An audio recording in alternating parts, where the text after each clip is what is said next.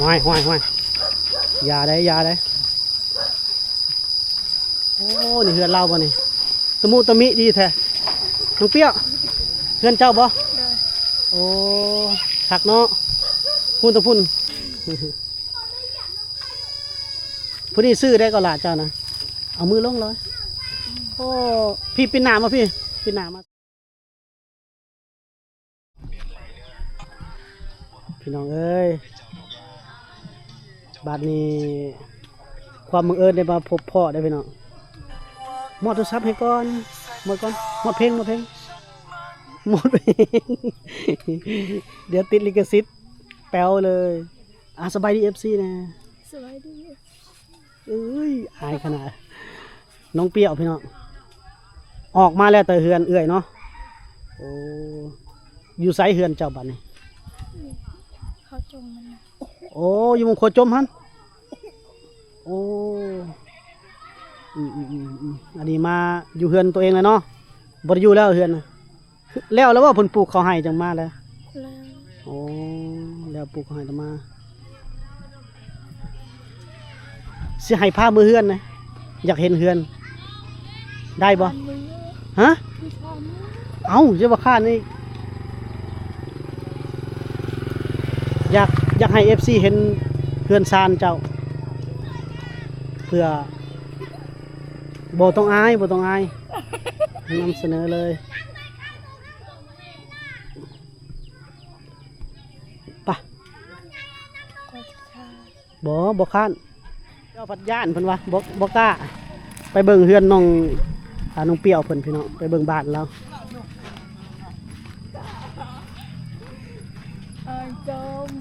ย่างเลาะเมื่อพุ่นนี่ได้เลยกำลังย่างเมื่อบ้านเฮือนมาเบิ่งเฮือนน้องเขาน้องเปรี้ยว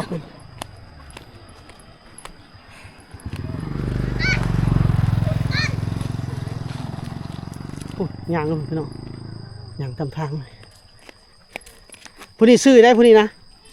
หมู่เจ้านะน้องยังเกาะอ้าวพากันอายว่าอะไรพี่น้อง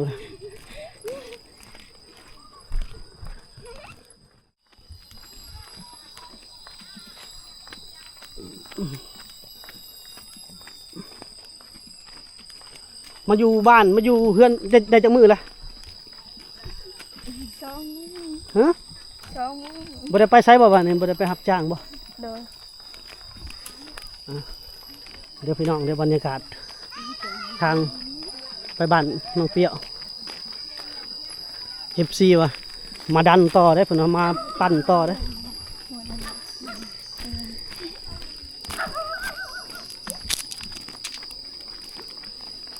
พี่น้องเลยไปบ้านน้องเปรี้ยวไปเบิ่งเฮือนน้องเปรี้ยวแล้ว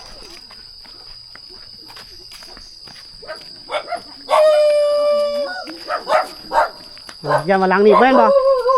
แม่นบ่นี่อยู่พุ่นเฮือนคอยเพิ่นโอ้มาเห่ามาฮอนอึกทึก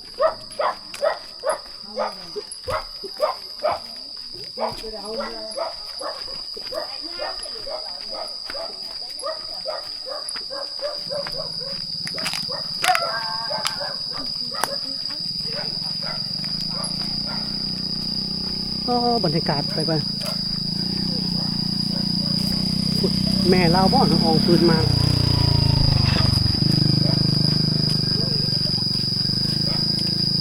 แม่เจ้าบ่นั่นโอ้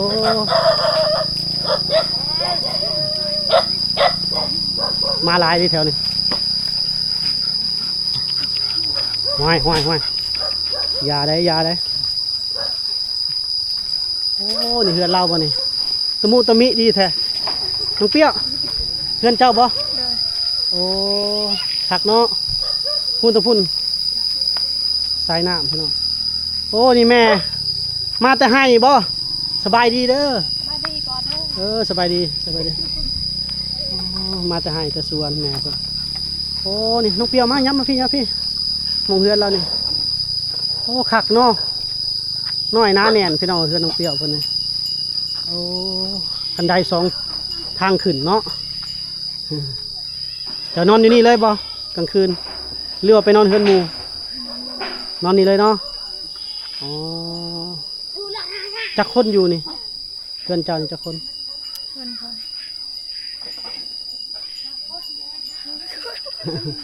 5 คนโอ้บ่จื้อของคนในเฮือนเนาะอยู่กัน5 คนเฮ็ดให้เนาะปลูกแล้วเขาให้ฮะ ยัง ยังโอ้พี่น้อง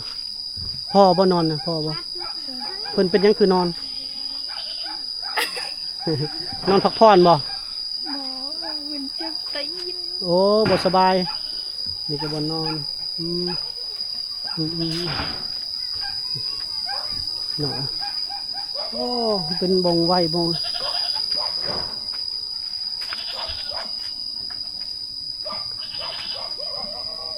แต่ก่อนเจ้าอยู่ไสซะคือมาตั้งใหม่เฮือนนี่ อยู่ อยู่บ้านตัวนั้นมองเฮาอยู่กันเห็นเดือตะบิดอ๋อแล้วย้ายมาอยู่นี่ดินตัวเองบ่ บ่ ดินไผ มันเป็นเรื่องคน อันนั้นเป็นไผนะเป็นนาบ่าวบ่หรือเป็นหยังเป็นกุบ่เป็นอันนี้เป็นหยังบากบ่ อันนี้ อันนี้บ่ เ เว้าดังๆเด้เจ้านางเฝ้าตะคอยเลย แต่มันดังเป็นเรียวก่อน โอ้เราเว้าลาวบ่เป็นเนาะ มาเป็นแขกคนลาว เออแม่มาอยู่นี่ดินเขาเนาะ ตะกี้ก็ได้ตะกี้ยี่อันอ่อนเอาปนไหน อ๋อ ก็ได้ โอ้ เขาก็ตะกี้บ้านเอาปนไหน อืมตะกี้แต่ก่อนอยู่บ้านใดไปอยู่ บ้านไม่ ไม่พัฒนาพุ่น โอ้บ้านใหม่พัฒนาติดชายแดนเวียดนามพี่น้อง แม่นแล้ว โอ้แล้วก็ย้ายมาอยู่พี่ เออ โดยบ่มีดินอยู่แล้วก็นี่ก็มาขออยู่น้ำป้าไอ้น้ น้ำ อันนี้ นี่คือใช่มันยาวเอา ำ ไหน เขานาบงนาบ่าวอะไรพี่น้องอืมมาอยู่ดินเพิ่นเนาะก็ได้ปลูกเพื่อนหลังหนึงใครแน่จะได้ปลูกเพื่อนอยู่ฟืนไฟก็ได้ใส่น้ำเขาเนาะ แม่นแล้ว โอ้บ้านนี้ดินเฮ็ดให้ไปเฮ็ดอยู่ไสซะดินเฮ็ดให้ก็ดินเขา ไอ้ละบ่มีตะตังกอนครับ อืม ตะก็ได้ตะตังกอนปวิชดักที่ทำที่ช้อนเนี่ยตะตังกอนก็ได้พี่นี่เอาตะ ไปเฮ็ดไปปลูกเขาให้อยู่ดินลูกอีกผู้หนึงเนาะลูกสาวเจ้าบ่ ลูกชาวเนี่ย น้องเอื้อยผู้นี้ เอ้ยอัน อ๋ออืมน้องอันนี้หัวแต่แม่เพิ่นหัวแม่ โอ้เพิ่นบ่มีดินปลูกเขาให้พี่น้องแล้วไปขอปลูกน้ำตาดองว่าซั่นซะเพราะว่าลูกสาวไปแต่งงานไปอยู่กับเพื่อนสามีแล้วก็แม่ก็ไปเฮ็ดอยู่พุ่นไปเฮ็ดน้ำเขาพอได้เขามากินพี่น้องโอ้เนาะนี่แหละเฮาตามมานำมาน้องเปรี้ยวเนี่ยเพิ่นเว้าลาวบ่เก่งพี่น้องเพิ่นกับสื่อสารบ่ได้คือแม่นี่เว้าภาษาบลูแล้วบ่จ้อยเข้าใจอืมพ่อก็เฒ่าแล้วเนาะพ่อว่านั่น พ่อ โอ้เฒ่าแล้วพุ่นพี่น้องพ่อเพิ่นเฒ่าแล้วอายุหลายแล้วพ่อก็โอ้เจ็บตีนบ่จักมือแหละเจ็บตีนน่ะอ๋อไปเหยียบอย่างเนาะพอได้เห็นข้าวเฮือนน้องเปรี้ยวเพิ่นแล้วพี่น้องใส่ไฟน้ำเขาอยู่น้ำเขาดินเพิ่นพี่น้อง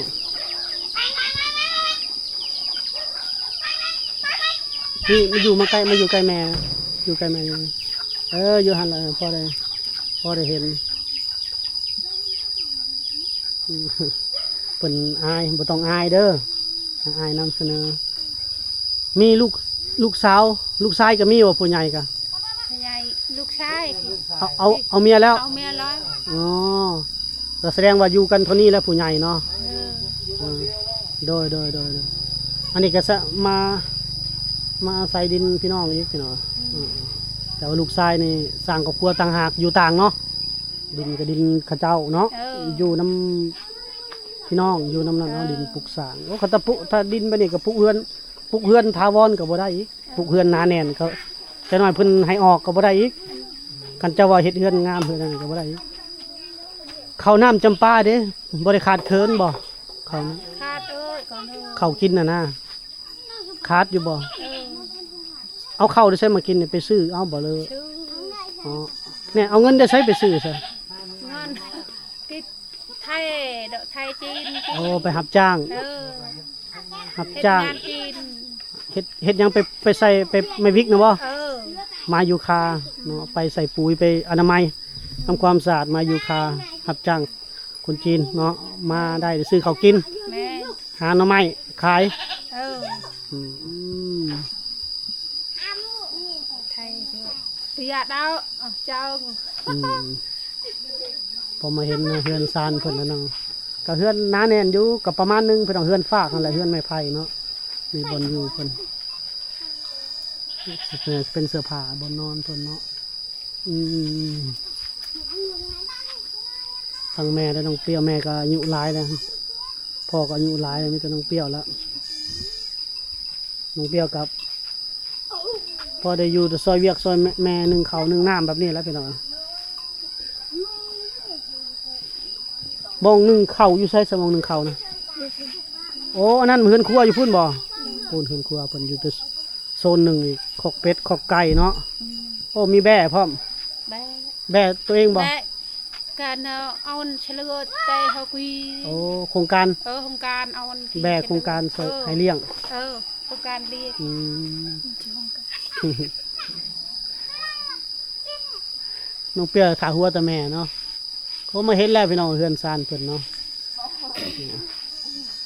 เดี๋ยวเขาจะแวะมาถ่ายดูพี่น้องถือว่าติดทางอยู่พี่น้องเปิดFCเพิ่นว่ามื้อเทื่อมีน้ำจิตน้ำใจอยากฝากหาน้องเปรี้ยวเนาะพ่อเพิ่นก็แม่เพิ่นก็หาเงินซื้อข้าวกิโลกินเนาะน้อ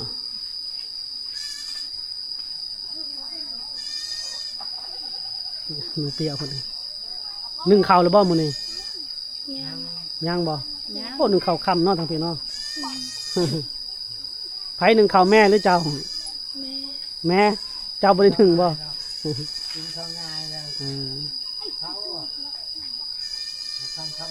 เว้าลาวยังทันได้เก่งพี่น้องคือว่าอยู่ใกล้คือว่าแล้วแต่ก่อนเพิ่นอยู่พุ่นเนาะอยู่ติดชายแดนเวียดนามหมู่พี่น้องก็ย้ายมาก็เลยเว้าลาวบ่ค่อยเก่งเว้าปื้อๆปะ แต่ก่อนไปพบเราอยู่พุ่นบ้านระเนียมพุ่น ban riêng tặng ban con áo เออเอื้อยผู้หนึงก็อยู่ระเนียมเอื้อยผู้หนึงก็อยู่สะดึง โอ้เห็นเล่าแล้วก็เลยมานำมาถ่ายอีก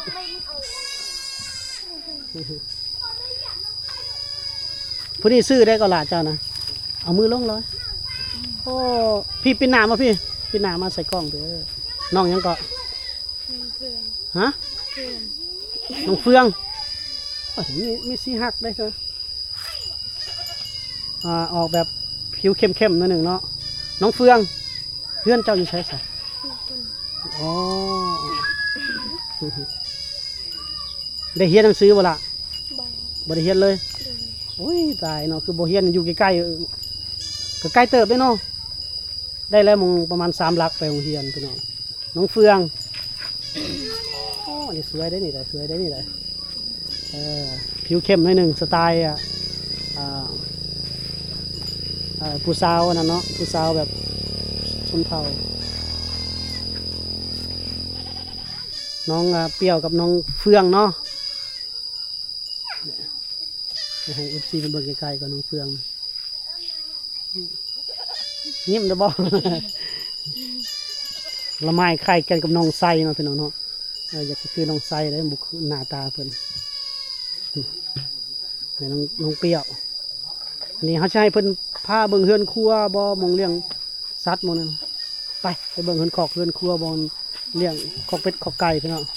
มื้อหน้าจังไปลิ้นเฮือนน้องเฟืองเนาะนี่คอกมองเลี้ยงหมูเลี้ยงแดดส่องเด้อโอ้อันนี้เฮือนครัวบ่คุณพี่น้องแปลนเติดไปเบิ่งเฮือนครัวว่าบ่แม่นเฮือนนอนอยู่นี่บ่แต่ก่อนนี่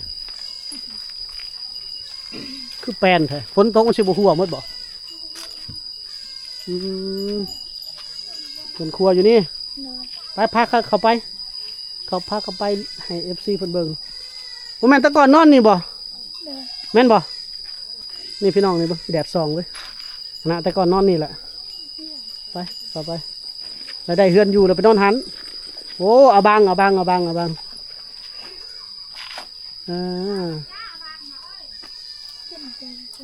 เอาบ่ไอ้บ่กินโอ้แต่ก่อนนี่นอนนี่เลยพี่น้องแต่ก่อนบ้านเพิ่นนอนนี่พอได้เฮือนอยู่แล้วนอนหลังนี่เฮือนผู้ใดสลัง เพื่อนอะไรคอย อ๋อพี่น้องโอ้ยฝนตกเสือหัวแล้วเหือนครัวเราเนี่ยมาเนี่ยเอามาลามานี่ไปสโต๊ะไปลินมองไม้ไปไปเอามา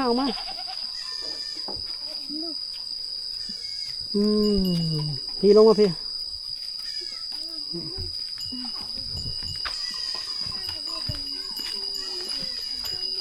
อยู่นี่แล้วบัดนี้ปิ้นน้ำมาพี่น้องเปรี้ยวน้องเปรี้ยวกับน้องเฟืองนี่น้องเฟืองนี่เฮ็ดหยังช่วงนี้บ่ได้เฮ็ดหยังบ่ได้ไปรับจ้างบ่ล่ะรับจ้างก็บ่ได้ไปอ๋อปลูกเขาให้แล้วโอ้บ่พอดีแดดเนาะส่องหน้าปลูกเขาให้แล้วให้เจ้าไก่บ่เฮือนเจ้ากับเฮือนน้องทานเนี่ยไผไกลกว่ากัน มันบ่ไกล บ่ไกลเนาะโอ้บ่คอยเลยบ่ได้ยินแต่แท้ FC เลย ทานอยู่เพิ่นทานนี่ใกล้กันน่ะ อ๋อโอเคพี่น้องเอาได้เห็นได้พ่อมาเลยโอ้บรรยากาศเฮือนน้องเปรี้ยวดีคักได้พี่น้องเอ้ยบรรยากาศดีโดยบ่เป็นหยังลูกบ่ค่อยได้กินดอกคนแม่เพิ่นล้างถ้วยไปขึ้นมานั่งลิ้นอยู่เทิงแน่โอ้นี่ขึ้นคอ ทุกข์ไอ้นั่นเกลียดเลย ไอ้เจ้าอังกฤษเปิดเพื่อนเจนจ่า โอ้เขานอนนี่เนาะโอ้เขาน่ะ นั่งนี่พี่ก็ได้จ้ะ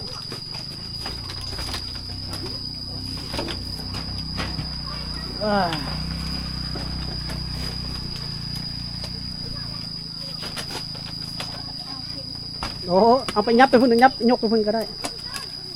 โอ้กล้วยสุกมันมาต้อน แซ่บไม่คุยเลยนะ แม่ละกล้วยหอม กล้วยหอม ปลาจะอยู่ไกลอะเลย คือพากันอยู่ไกลเลยจะนอนใช้กลางคืนนอนบนใดอย่าบอกว่านอนอูนี่ มันนอนในเฮือนเขา อ๋อไปนอนอยู่เฮือนพุ่นบ่มีหมู่นอนเนี่ยเนาะจะคนนอนนำกัน 2 คน 2 คนบ่ดังๆเลยเด้อ 2 คน น้อง2 คนเจ้านี่ อืม โอ้พี่น้องเอามากล้วยมาต้อนนี่พ่อแม่นอนอยู่นี่พี่น้องโอ้เก็บสังกะสีเก่าแล้วมาใส่นี่เนาะพุ่นน่ะป้าต้องเห็นแสงดาวอืม ที่เก่า พอได้เห็นเฮือนน้องเพิ่นแล้วพี่น้อง อย่างของได้ อ้าวพี่น้องได้เห็นเฮือนซ่านน้องเปรี้ยวแล้วนี่เสื้อผ้าเพิ่นก็ตากกระทึงเลยพี่น้องพอได้เห็นแล้วเฮาก็สิถือว่าอีพีนี้ซ้ำนี้ก่อนพี่น้องมื้อหน้ามื้อไหนจะกลับมายามน้องๆเพิ่นอีกมื้ออื่นไปไสมื้ออื่น ไม่ได้ไปใช้ บ่ได้ไปไสน้องเฟืองเด้ ไม่ได้ไปใช้ อยู่เฮือนกันเนาะ เลย โอเคเอาล่ะพี่น้องสำหรับอีพีนี้เฮาขอจบไว้ซ้ำนี้ก่อนเนาะมื้อหน้าจังมาเยี่ยมมายามน้องๆเพิ่นใหม่พบกันไปในพีหน้าเด้อพี่น้องเด้อสำหรับอีพีนี้เฮาก็เข้าคำว่าสำบายดีสบายดี FC